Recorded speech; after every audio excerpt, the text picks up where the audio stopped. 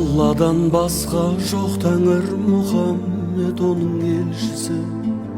Соны айтып жәннат баққа кір, иманың жанның емшісі. Болуы қиын хаққа құл, біліс болса көршісі. Адамның көбі жат бауыр, заманның сол ғой кем тұсы. Жер бетіндегі көп қабір, пенденің алған еншісі.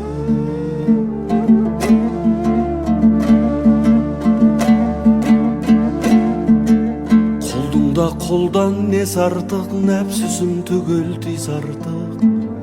Намазын оқып 5 уақыт, иманың кәміл жиз артық.